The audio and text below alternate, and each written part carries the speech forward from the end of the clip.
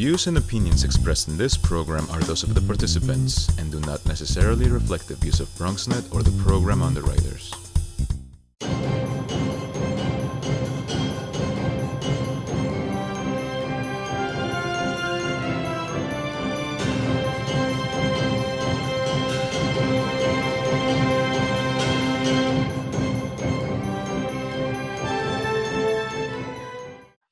All right, let's get started. Good evening to everyone joining us tonight for this first in our series of community roundtables. This one is a rise in the culture of hate, responding to the increase in anti-Semitism. I am New York City Council member Eric Dinowitz, and I represent District 11 in the North Bronx. I also chair the City Council's Jewish Caucus. As many of you who are logging on tonight know, before I was elected as a council member, I was a public school special education teacher for over a decade. My background as a teacher is what inspired me to run for office. And I know firsthand how vital it is to expose our students to different cultures and life experiences, and the importance of an educated and informed populace. Tonight is the first in a series of roundtables I'll be hosting throughout my term as council member. And as a Jewish person, this evening's topic is incredibly meaningful to me. Anti-Semitism harms all of us, and we must come together to combat it. Anti-Jewish crimes and any crime that targets a specific group, it's not just about that individual experiencing the hate, but those types of crimes terrorize our entire community. I hope that tonight we can arm ourselves with information and action items that will allow us all to combat anti-Semitism. I'd like to thank BronxNet for live streaming this roundtable and making it available to Bronxites of my district and beyond. Before we begin our discussion, I would like to introduce our esteemed panelists that have joined for this important event. First, we have U.S. Congressman Richie Torres. Richie is a pacifist, but a fighter. He's a fighter from the Bronx who has spent his entire life working for the community he calls home. Like many in the South Bronx, poverty and struggle have never been abstractions to him. At 25, Richie became New York City's youngest elected official and the first openly LGBTQ person elected in the Bronx. He represents New York's 15th congressional district and is a member of the Financial Services Committee and serves as vice chair of the Homeland Security Committee. Welcome, Richie. Next is Josh Kramer. He has served as director of AJC New York since September 2021. Before coming to AJC, Josh worked as a government relations professional on behalf of a large hospital system. Prior, he served as a federal lobbyist to a wide variety of clients responsible for developing and stewarding relationships with elected officials, government agencies, and private foundations.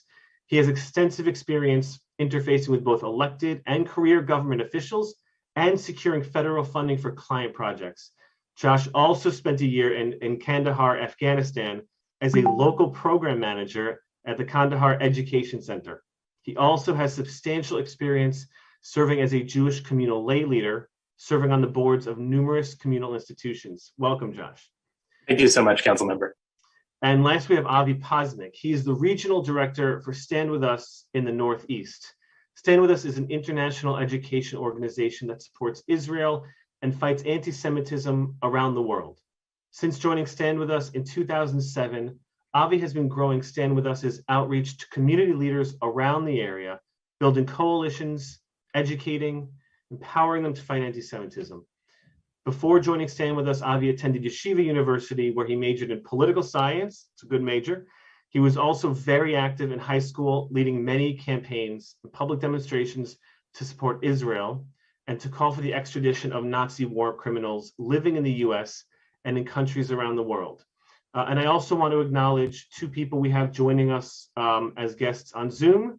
One is Rabbi Barry Dov Schwartz, chaplain for the Nassau County Police Department, also former Nazi hunter.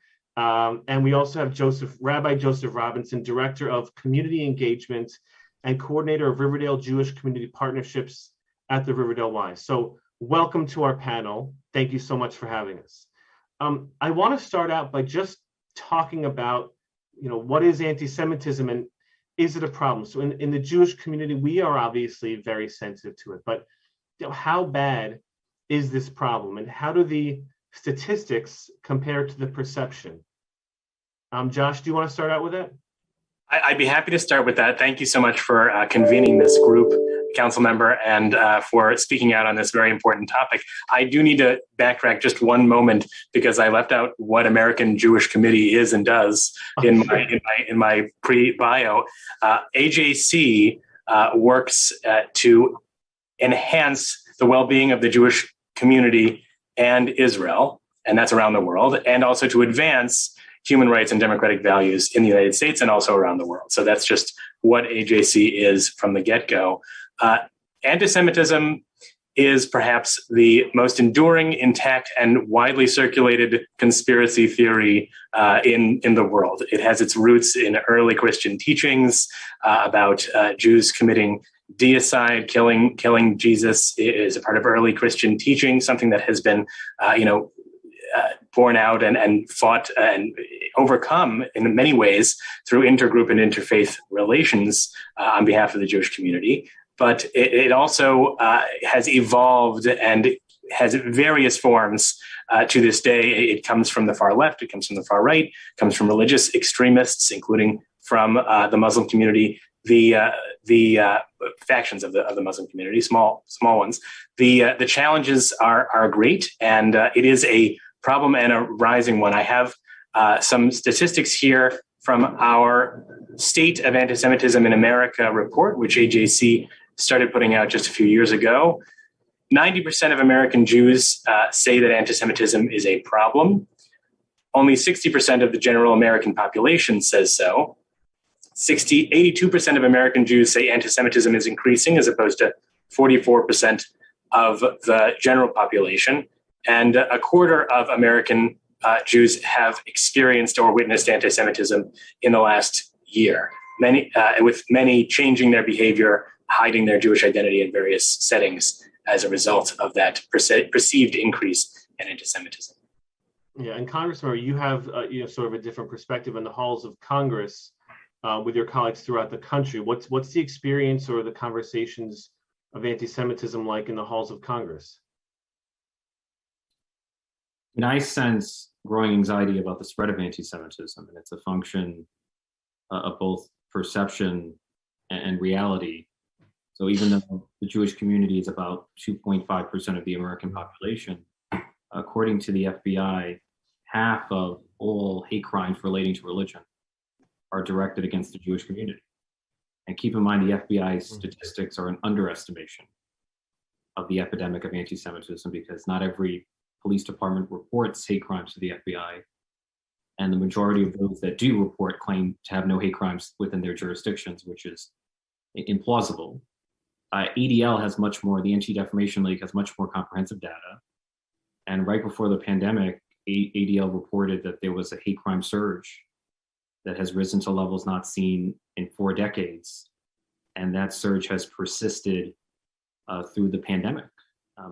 And events like the Pittsburgh synagogue shooting, fatal shooting a few years ago, or the Colleyville synagogue hostage crisis, these events are a wake-up call that security can no longer be taken for granted. It's become common for synagogues to have armed security. It's become common for rabbis and congregants to undergo security training in order to respond to the growing threat of violent extremism.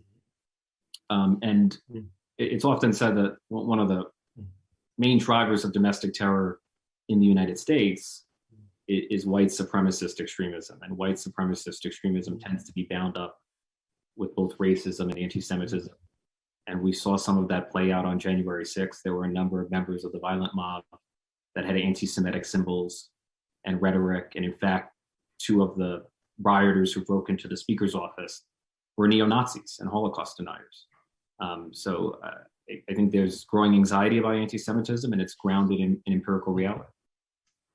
Yeah, I think, one of the troubling things that you brought up to me was that we have to start thinking about security, or we've been thinking about for a long time, rather, security at our shuls. And one of the meaningful things that my rabbi says is, always talks about being present and being in the moment.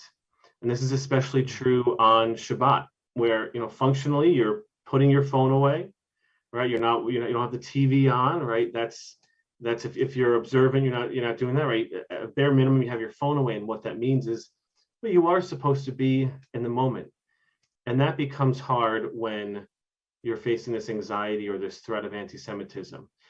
One of the questions that I always get, and I got this as I was going door to door running for council, is, well, you're a city councilman. It's a city thing. I'm concerned about anti-Semitism, which is really a federal problem.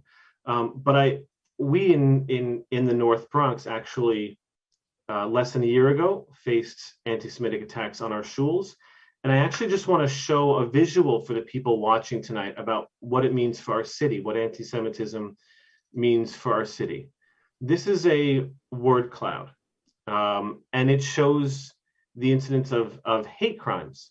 And what you see at the top right is the Jewish hate crimes make up the bulk, the vast plurality of hate crimes.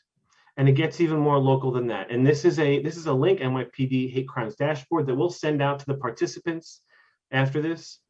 But in the areas that I represent, which is the 50th precinct, I can click on them. Jewish hate crimes are most prevalent.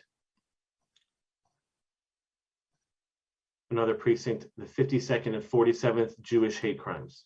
This is a corresponding dashboard to the data that the FBI collects, which Congressman Torres mentioned.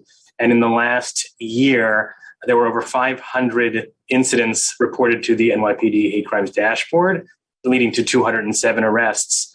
And of the overall incidents, 38% across the city, not just in a couple of districts, 198 incidents were committed against Jews, and 131 were the second highest incidents were anti-Asian hate crimes, and that number has skyrocketed in the last year. But essentially, it's made up about half of hate crimes in the city, and this process of reporting hate crimes is rife with problems, just like the FBI hate crimes reporting is. Yeah. And Congressman, one of the things you mentioned was the Tree of Life massacre. And that was, as a Jewish person, one of the most frightening and difficult times. But one of the most uplifting experiences was going to Shabbat services that weekend and seeing the support from the non-Jewish community, from my Muslim friends, my Christian and Catholic friends. So that was very uplifting. So with all that support in the North Bronx, I don't know, tell me, it still feels to me as though these issues aren't getting the attention or the care that corresponds to the sheer volume and percentage of hate crimes that exist. Is that a sense that the three of you on this panel have? I don't know if Avi wants that, because I don't. Yeah, Avi. Sure. No, I think, first of all, thank you to you, Councilman, for putting this together. I think a few things. One, I think you go back to 6-7 years ago. I mean, I know at Stand With Us, at AJC, at many other organizations, we were screaming about anti-Semitism. We were screaming, especially on college campuses. And it wasn't part of the conversation. I think anti-Semitism is now at least part of the conversation, right? You look at the news, you look at what elected officials are saying, they're talking about it. I think it's still, what was commented before about the reporting. I think there definitely needs to be improvement there at how we report it to make sure that the numbers are accurate. And I think people also need to feel comfortable coming forward when they see something, right? If you see something, say something. So I think that's important as well. I think another aspect that sometimes is overlooked is what's happening with our future leaders, right? What's happening with our students? How is anti-Semitism affecting them? And I think even on college campuses where there is a lot of support, right? There are many different organizations that are helping. I think a lot of the issues that we're seeing in society very often play out on the college campuses as well. And I think that's another aspect that needs to be, paid attention to. And I think resources, how are we reporting crimes over there, the security of our institutions on college campuses as well. I think over the pandemic, when most college campuses were remote, we still saw incidents happening, right? We saw swastikas being, on the Hillel buildings, on the Jewish student buildings. We saw vandalism take place. So I think we do need to take a good look there as well as to how these things are being reported. Even though people are talking about anti-Semitism, what are we doing about it? And I think right now we've spoken about anti-Semitism from the right, where it's almost with a bullhorn, right? Where you mentioned that the neo-Nazis, they'll tattoo swastikas on their forehead. It's right there for all to see. But we also see anti-Semitism on the left. And I think in a lot of ways that's a little more insidious, because often it's under the guise of social justice. And they try to mask, I say they, no one's it's not a blanket term, but I think the ones who are masking it in social justice are often just masking their anti-Semitism. And so I want to talk about this word progressive, because I consider myself a progressive. I know Congressmember Torres, you consider yourself a progressive, but you are pro-Israel. And we're going to get into the Israel part of the conversation. But I'd like to hear your thoughts on what it means to be, if you could be a progressive, but also be, pro-Israel and not anti-Semitic. One of the greatest lies in American politics and progressive politics is the notion that you cannot be both progressive and pro-Israel. I often tell people, I'm a person of intersecting identities. I'm Black, Latino, gay, millennial, progressive, and pro-Israel. And I'm pro-Israel not despite my progressivism, but because of my progressivism. I see Israel as a profoundly progressive cause. There are those on the left who are quick to distinguish between anti-Semitism and anti-Zionism. And I once heard a commentator make the following observation, that attempting to distinguish anti-Zionism from anti-Semitism is every bit as disingenuous as attempting to distinguish racism from segregationism. It's a distinction that exists on paper, but largely collapses in the real world. No one would ever claim that criticism of Israel is in and of itself anti-Semitic, right? If you're critical of annexation or Netanyahu, you're simply expressing opinions. Those are opinions that I happen to share. The anti-Semitism arises when you question Israel's right to exist as a Jewish state. It arises when you question Israel's right to defend itself as a sovereign state. Self-defense is the prerogative of every sovereign state, and there's no reason Israel should be an exception to the rule. And so in my mind, if you approve of every form of nationalism, except Jewish nationalism, except Zionism, then you're trafficking in anti-Semitism, right? If you recognize the legitimacy of every state except the world's only Jewish state, then you're trafficking in anti-Semitism. So for me, the application of a double standard at the expense of the Jewish community or at the expense of Israel is a red flag that points to the kind of insidious anti-Semitism that is often at work in our politics. And I think it's important to acknowledge that talking about Israel is very difficult because while it's not always anti-Semitism, that seems, in my observation, to be what always happens. And Avi, I don't know if you want to talk about last May with the uptick in violence in the United States correlating to the flare-ups in Israel. Yeah, no, I think what happened last May when Israel was fighting in Gaza on the streets, what happened here in the streets of New York and the streets of California, where you had, people going through the streets. I know, especially, in California, we saw this at a restaurant, waving Palestinian flags and saying, "Where are the Jews?" and going to attack them. They weren't saying, where are the Israelis, which would be also bad. But they were looking for the Jews. They were waving Palestinian flags and using that as their pretext to go and attack and physically harm Jews on the streets of Times Square, Jews on the streets of, LA and other parts of this country. And I think, to what the congressman said about, masking their, what their true beliefs are and using this as an opportunity to attack Jews, that is openly anti-Semitic. And so again, you can have critiques of Israeli policies, you can have critiques of Israeli leaders. We as Americans have critiques of our own leaders and policies here in America, and that's fine. But like it was said before, when it's being used to attack Israel and single Israel out and attack Jews, that is anti-Semitic. Yeah, I, in fact, believe it or not, had a reporter once ask me, this reporter essentially said, well, don't you understand why people are attacking Jews in the streets, referring to what's going on in Israel? Essentially, right? This is a reporter who's reporting on the news, in some ways defending the violence against the Jewish people for actions, right or wrong, of a foreign government. And I think that's almost the definition of anti-Semitism. But let's say I'm someone who does have a problem with the Israeli government or the actions of the Israeli government. Wouldn't BDS, boycott, divestment, sanctions, wouldn't that be an appropriate vehicle for me to voice my my disagreement? I mean, isn't that what BDS is? Just regular free speech? I'm dying to take that question, but I that's for anyone who wants to jump at it. Go ahead, jump in, Richie.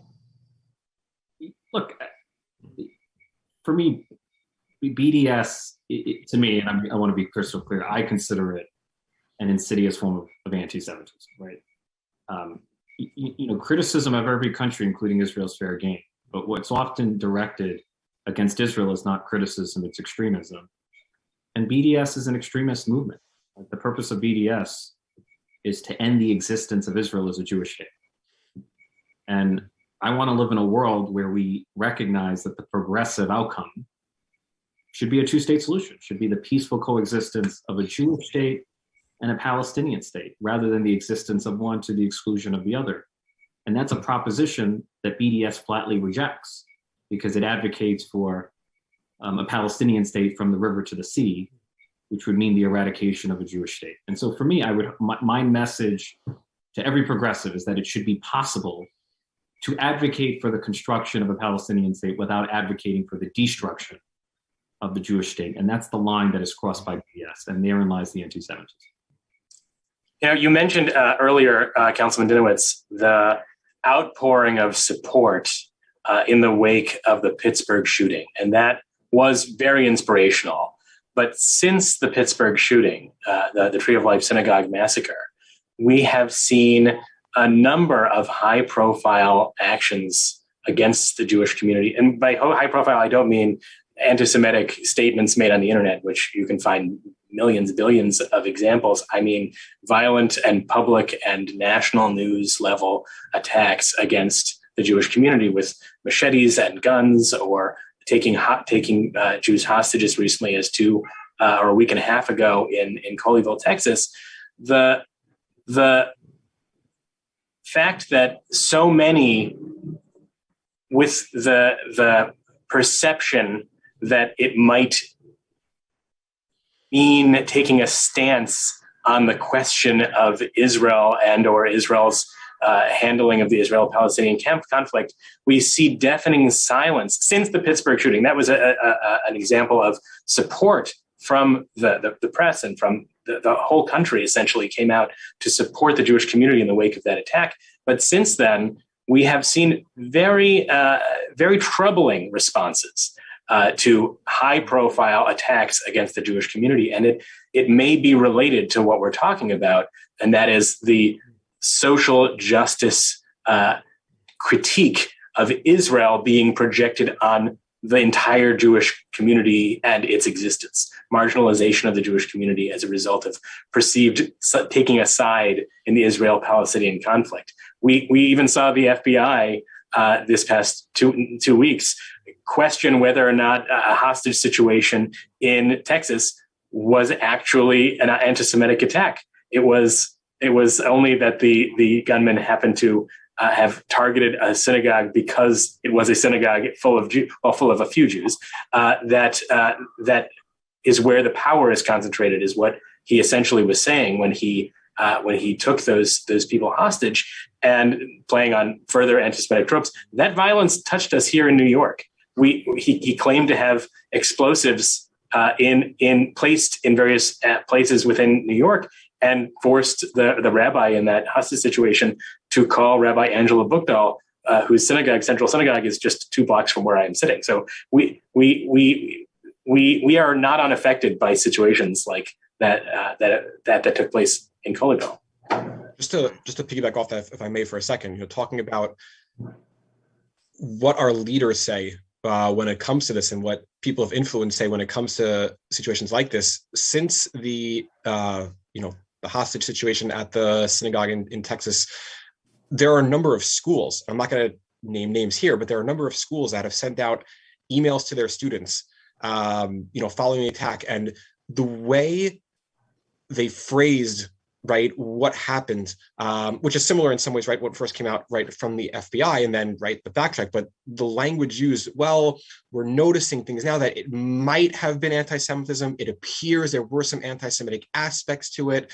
I think if this were another, affecting another community, I don't know if we would have used the words appears or it might have been. I think it would have been much more declarative. So I think the words that are used as well, I think are important. And it's, this movement is not something that is just, affecting us as, as adults here in the community as well, but this is something that has also taken place on the college campus as well, not to necessarily keep going onto the campuses, but what we're seeing there as well is sort of, a microcosm of, society as a whole. It's no longer about just isolating Israel. It's about isolating pro-Israel and Jewish students within the campus, making sure that there are public campaigns against them, trying to prevent them in many ways from participating in various aspects of campus life, student government, events, or student activities. These are things that we've seen where Jewish students, because of the beliefs of the anti-Israel students and the anti-Semitic students, have been trying to prevent Jewish students from participating and be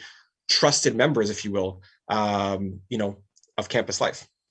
So I think one of the things we struggle with is, what is the line? And perhaps we can talk a little about that line. What is the line between saying, hey, I have these problems with Israeli policy, and when does that line again cross into anti-Semitism? How do we know? And we're talking about our leaders saying the right thing.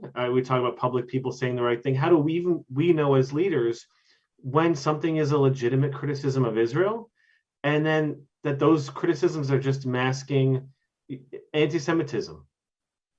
It's difficult, but there's a pretty easy mnemonic to remember when thinking about what crosses the line into anti-Semitism when talking about Israel. It's the 3 Ds: demonization, delegitimization, and holding Israel to a double standard. These 3 Ds are essentially when criticism of Israel, which, by the way, is not anti-Semitic and is not anti-Zionist. There's some confusion as to what that term means. Anti-Zionist rhetoric effectively means, to us, it is anti-Semitic when it is defined as the belief that Israel has no right to exist. So delegitimization of those 3 Ds is crossing into anti-Semitism, and it's basically what Congressman Torres said. It's what is unique about Israel. It's the only Jewish state. Well, why would only the Jewish state not have a right to exist? Well, perhaps it has something to do with the fact that it is the Jewish state. So the claims against Israel as being bloodthirsty, that's demonization, an apartheid state, also demonization. These terms do not apply. We also see a tremendous problem in placing an American lens on the Israeli-Palestinian conflict. The struggle for Palestinian rights, and we at AJC advocate for a 2-state solution someday down the road, if that is a beautiful dream that we hope comes true someday. But the struggle for the Palestinian cause for statehood is not the same as the struggle for civil rights in America. And there's an effort in America to place that lens on the Israeli-Palestinian conflict. And it does a disservice, really, to both struggles. It does a disservice to the Palestinian struggle, and it does a disservice to the struggle for civil rights in America, because they're separate with their own separate challenges. Can I interject? So I think someone took exception to my criticism of the BDS movement. I would just ask people, why is there no BDS movement against China for committing genocide against Uyghur Muslims, or a BDS movement against Myanmar for ethnically cleansing Rohingya Muslims, or a BDS movement against Russia for aggression against Ukraine, or Iran for being the lead sponsor of terrorism in the Middle East, or Saudi Arabia for murdering Jamal Khashoggi. If the exclusive delegitimation of Israel is not explained by anti-Semitism, then I would love to know an alternative explanation. I'm open to the possibility that I'm wrong on this issue. And that goes back to, I think, Josh's definition, the 3 Ds. One of those Ds was double standard. There's one other word that's been used, and it's almost, again, I see it a lot more on the left used as some sort of dirty word, but it's not. The word is Zionism. And it's used often, I see, to attack political opponents. You're a Zionist, as if that's a bad thing. But first, how do we define, is there a working definition of Zionism that we and everyone watching can collectively understand? Do you want to take this one? Sure. I was going to say, the simple definition of Zionism that we can all hopefully get around, and was sort of talked about before, is the right of the Jewish people to have a state of their own, just like every other people around the world, to live as a free people in their ancestral homeland. That is Zionism. The simple definition, again, just like every other people have a right to be, have self-determination, to live in their homeland. That's what Zionism is. And I think when the word, unfortunately, and we see this on college campuses as well, has been thrown around to become this negative term, this negative word that is thrown around, that, and very often we've seen this, again, people who are trying to not hide so well necessarily, but hide, right, their anti-Semitism, right? You can be critical of Israel, but no one wants to be called an anti-Semite. So instead of saying, the Jews control the world, right? The Zionist Jews control the world, right? The Zionists are doing this. So I think, again, using that term, first of all, to make it negative, but to also in some ways try to mask what their true beliefs are, which is anti-Semitism. There are people who have held marches who have said, we're holding marches for social justice, but no Zionists may come. We just saw that a few weeks ago in DC. 95% of the Jewish community identifies as Zionist. So anything that would exclude 95% of the Jewish community, in my mind, is anti-Semitic in effect, at a minimum. Yeah, I think it's also important. I've seen pride parades that have said, you cannot wave a flag, a rainbow flag featuring the Star of David. We've seen on a handful of campuses where Jewish institute resolutions were put forth to essentially stop services, right, funding to Jewish institutions because they support Israel. So at the same time you're doing that, kosher food for Jews is gone. All Jewish life on a campus, because these Jewish institutions are now going to be not funded. Again, it shows you the insidious nature of these people, of the people who are trying to push these movements. Let's make no mistake that when it's part of the discourse in the national, in the front of mind for the country, as it was in April, May of last year. Hitler was right was tweeted out 17,000 times during that short period. So it's not just about Israel. People are thinking about the Jewish people when they think about their animosity towards or perception of Israel as a demonized state. I wonder what the when I was a teacher, we got a lot of training. In fact, I conducted a lot of this training on implicit biases, right? We may have these biases against a group of people born out of our life experiences, where something happened to us and now we associate everyone in one group with something else, our experiences with the media. And so, I'm just kind of thinking out loud. I'm wondering how much of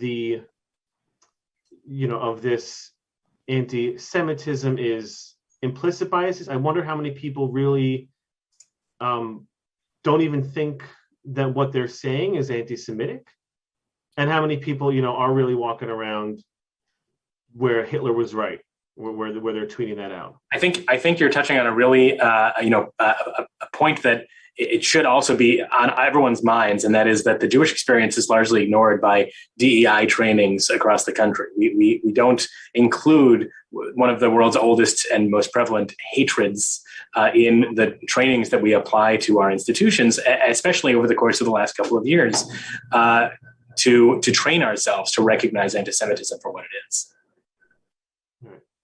I also would make, to Josh's point earlier, that anti-Semitism, it's often said that anti-Semitism is a conspiracy theory. The notion that Jews control the world, or that Jews are all powerful, or that Jews are the oppressors. All of these are manifestations of conspiratorial anti-Semitism. And I've heard people say, oh yeah, Jews run Hollywood, or Jews run Wall Street.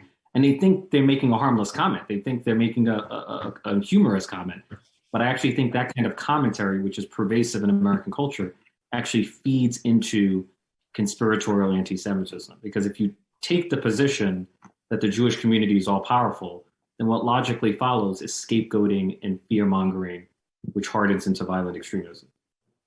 Right. And I think that becomes one of the problems where, again, going back to, I know a lot of this discussion is centered on Israel, but that's where I think a lot of the anti-Semitic acts are centered on, even if we don't want it to be, where I think people who either, who have real criticisms of Israel, I think one of my hopes is that they're very careful and that they're knowledgeable about what they're talking about, but really don't morph it into the Jewish homeland and Jewish nationalism, right? And Zionism and trying to turn these things into dirty words, right? Where it really is what I would hope that we do here in the United States, where I think we should do here in the United States, which is to say, here are some policies of the federal government, of state, local governments that we need to discuss and address,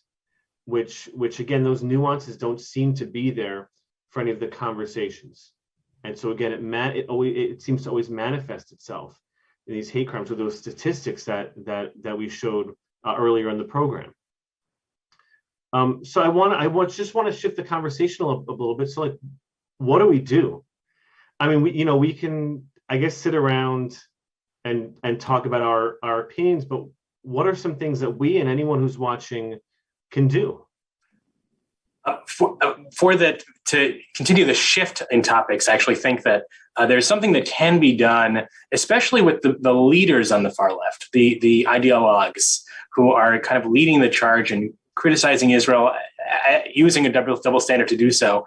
We believe that everyone who has a voice and wants to learn more should learn more firsthand. We think that people should travel to Israel, and there have been attempts on the far left to create a litmus test of whether or not you are ideologically pure on the subject of Israel and making sure that you only view Israel in a certain way by creating essentially a pledge. And it occurred in the last election for city council in this city to create essentially a pledge. I will not travel to Israel with any such and such group.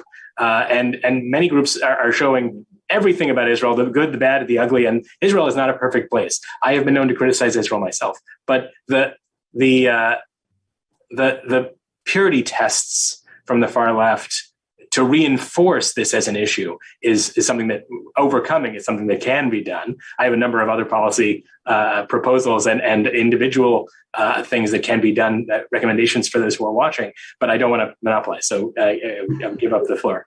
Yeah, I don't even think I was sent that questionnaire, but I saw it on Twitter. And that was in fact my response. I said, if you truly believe that Israel, that there are a lot of problems in Israel, which like any country on the planet there are, you should visit there. You should make every effort to learn as much about it as you can. And I think closing yourself off from even visiting the space where these, in their words, these horrors are occurring, I think doesn't speak to the education that one needs to do before criticizing or even supporting, right? Whatever side you're on, you should be educating yourself as much as possible.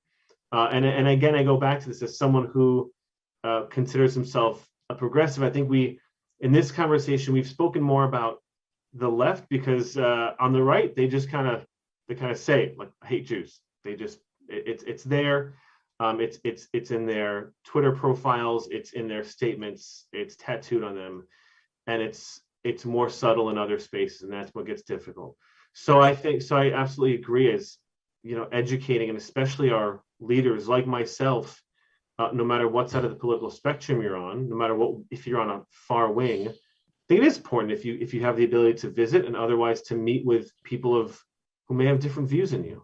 For sure. I think if I can just jump in, I think another thing that can be done, and we talk about how do we tell when something is anti-Semitic or not. I think there actually is something out there that should be adopted, which is the IHRA working definition of anti-Semitism. I think this is a consensus definition among certainly the world's democracies and other institutions. And because anti-Semitism sometimes can be difficult to identify, consistency and clarity are crucial. I think the more we use this definition, the easier it will be to identify and properly address many of the anti-Semitic incidents that we're seeing. And so I think that is something that the more governments that adopted, the more municipalities, the more institutions, whether they're a college campus or not, I think that will make it easier to identify and recognize when something is anti-Semitic and take the proper actions that need to be taken. And of course, education is key, right? As an education organization, I think there's a lot of educating that we can all continue to do and to build relationships and educate our peers about these issues as well. I want to, everyone who's on the attending as a guest for this Zoom, I'm going to be sending out an email, as I mentioned earlier. And this is the IHRA definition of anti-Semitism. And I think what this will allow people to do is, if you do have, criticism of Israel, great, and to phrase it in a way and use words that don't kind of perpetuate the hate speech. And I think so often the words we use and the impacts of those words that we don't fully realize. But I think by looking at that definition, and if anyone watching, is, if you're introspective and you can say, what, maybe some of the phrasing I've been using, has created a safe space for anti-Semitism. Let me change the way I say it. And then I think allows for that real conversation to happen about difference in policies. I want to go back to something else I think we could do that was mentioned. Sure, Congressman. Because I feel like the greatest lie that we're told as children is sticks and stones might break my bones, but words will never hurt us. And I think adults recognize that words matter, that words have consequences. And during the Israel-Gaza conflict in May of 2021, we saw the amplification of anti-Zionism on social media inspire a wave of anti-Semitic vitriol and violence and vandalism. It was noted earlier that there was an explosive thrown right in the heart of a diamond district, which is a heavily Jewish community. There was a gentleman wearing a yarmulke who was brutally assaulted in broad light in Times Square. And so there are Jews who feel increasingly unsafe in New York City, which has been the safest space for Jews historically in the United States. And that's a disturbing trend. And so I feel like those of us who are in elected office, who have platforms, we have to be mindful of the words that we use and the ideas that we spread. And if you're using inflammatory language and you're accusing Israel of genocide and ethnic cleansing and apartheid, you're inciting hatred. You're inciting hatred that often hardens into violence. And that's not a theoretical concern. We saw it in May of 2021. And for the people watching, I think something that's important for everyone to realize is we elected officials, we have a platform. People as part of organizations have platforms. There's two things I want everyone watching to know. Now, with social media, you also have a platform. And in an age where there's a lot of hate and misinformation spread on these platforms, you actually have the ability to make your voice heard in that same space. But the thing I want to tell you as an elected official is the same thing almost any other elected official will tell you, is that I hear you. And when you call my office or when you email my office, I take those comments to heart. And so if you or your friends are calling their local elected officials' offices and expressing their desire for their local elected official to speak out for or against something, those local elected officials will hear you. And I still believe in democracy. They hear you because you elected them, right? And so I really do urge everyone watching to share your thoughts and your feelings with your local elected officials who probably have, as Richie said, a platform, a bigger platform. I just want to say, also want to say that definitely, agree with what you said about, speaking out to your elected officials, let them know how you're feeling. But I also just want to say, since we have this forum as well, that when elected officials, I think, do what we ask them to do, and of course vote in a way that we like, is to say thank you. So I just want to say, first of all, thank you to you, Congressman, for what you've done and your leadership, not just in Congress, but even when you were as a council member, and especially to you, Councilman Dinowitz, for your leadership as well on these issues. So me saying thank you, even though we have lobbied you in the past as well. And I thank you for saying that. And I think that we said it earlier. It's don't be afraid to say something. It's don't be afraid to say something to your local groups, to your friends, and to your elected officials. But I think, Josh, something you brought up was the anti-bias training that I've conducted, and that so many of us, especially in government positions, we are mandated to take. I think you're right, does not include implicit bias about stepping away from the Israel conversation, just about Jewish people who have been persecuted for generation after generation. Yes. With we see these tropes all the time. We see them all the time, and I think for anyone who wants a resource, we'll send this out too. I think the Anti-Defamation League has just laid out a lot of what those tropes are. We see this in politics. Richie, I know some of your colleagues have experienced this. John Ossoff, when he was running, I think it was John Ossoff, they printed out flyers which, made his nose bigger. Oh yeah.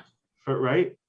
And then I think we're sharing some other I guess they're dog whistles, right? Is that the phrase we use? Dog whistles. Have there been any movements or tactics that you've seen, and I know, Avi, you've done a lot of work on college campuses, where you have seen movement back to, allowing, Jews to express themselves freely and, reducing anti-Semitism? Have you seen any effective strategies that we haven't discussed? I think one of the most important things, and not just for a college campus, but I think in society as a whole, is building relationships, right? Having those connections, the allyship with, communities beyond the Jewish community. I think fighting anti-Semitism is not going to be solved by just the Jewish community. And I think whether it's, racism and discrimination against the Black community, the Asian American community, any community here in the United States or around the world, it's all of us coming together. It's not just going to be fought and solved by one community by themselves. And so I think, and I'll give an example of a success that we saw. There was a college campus where last year, I guess at this point, on Holocaust Remembrance Day in April, there was a display about the Holocaust that was there, for people to see, and there was an event. And after it was over, that display was vandalized on the campus. And one of the strongest groups to come out condemning that vandalism was not from the Jewish community. It was actually from the Hindu community on campus. And so building, and we've seen this with other, communities on campus. We've seen it with other communities, outside the Jewish community and society as a whole, is that by building these relationships, building these connections, and especially at a younger age, it makes all the difference going forward. And when we're able to see people talking to each other, college students building these connections, these bridges, these connections, it really, first of all, it brings down the level of hostility and allows for conversations to be heard. And we have many different workshops that we do around this, where people can have these conversations and disagree on different issues, yet still be civil and still understand that, yeah, we have a right to agree to disagree, and we're still gonna coexist. We're still gonna, be together on campus and in society. In the city council, sorry, I just want to share that in the city council, one of the things that we as a Jewish caucus are working on is actually building those relationships with our non-Jewish partners. Even before council members were sworn in, we had them to the Museum of Jewish Heritage to talk and learn about the Holocaust and those experiences, which obviously have their reverberations now. A lot of anti-Semitism is still rooted in the Holocaust. We're working on other events and panels for our colleagues, so that the representatives throughout the city do either have that knowledge or can even have those open conversations with their other council members and their community. I think how the Holocaust is taught as well, and very often the comparisons that are made, which unfortunately we've seen too many, within society, from our elected officials, on the internet for sure. I think that plays a key role in trying to bring down and combat the anti-Semitism that we're seeing as well. Sorry, Josh, I didn't mean to. And that's quite all right. There's a lot of policy prescriptions that we could talk about, and some of which we've already talked about. I kind of categorize them into two different buckets: the defensive, being able to anticipate and label anti-Semitism what it is as such. The IHRA definition, the International Holocaust Remembrance Alliance definition, we already talked about. AJC has a resource called Translate Hate, which further allows people to label anti-Semitism what it is. That's easily identifiable on our website. The recent effort in Congress to double, I believe, the nonprofit security grant program is something that is also defensive. It anticipates future attacks on nonprofit organizations. Synagogues specifically is what this is in response to as a result of the hostage situation a couple of weeks ago.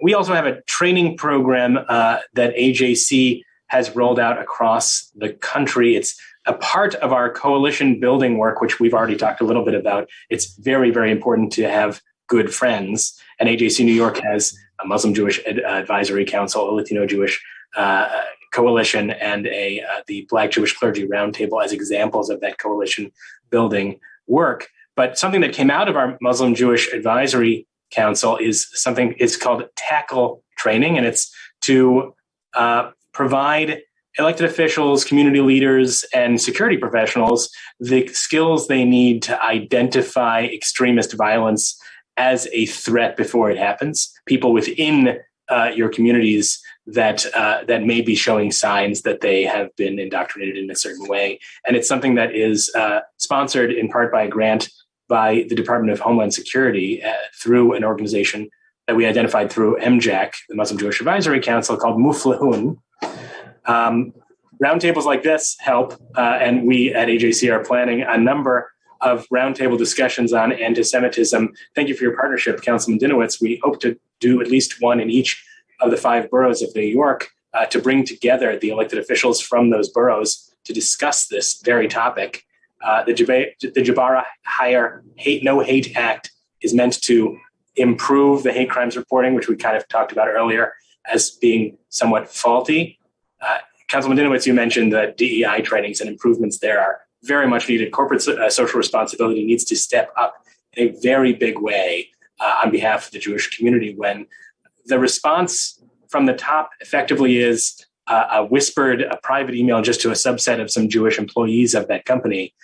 We're with you, but don't tell many people. Like, that's a real problem. We need to see the same full-throated condemnation of violent attacks that we see when other communities are affected. And it's important to be an ally in that same way. Holding the Jewish community to a double standard is the same problem that we've seen in other areas. And what can individuals do? That's something that I think the viewers might be curious about. What can we do kind of on an individual level? And there are petitions, and we can reach out to our elected officials, and we should continue to do so.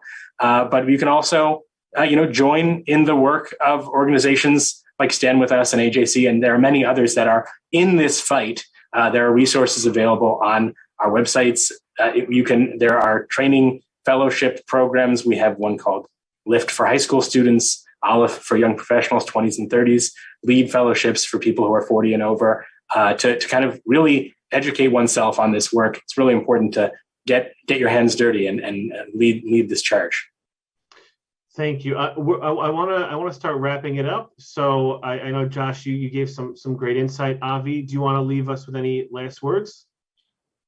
Sure. Well, first of all, again, thank you to everyone on this panel. Thank you to everyone who's listening. And I think, I think education is definitely a key thing. I think the more we educate ourselves, the more we call out anti-Semitism, the more we, and I think, condemn it on equal terms as we would any other form of discrimination or bigotry, I think is important. And I think, understanding our rights, understanding what to do if we feel something has happened, who to call, what can be done. I think those are some key things that we all need to be aware of and take into account. And I know, like Josh said, Stand With Us and AJC and many organizations have these resources on our websites. We're happy to, make them available to send out to everyone listening and beyond.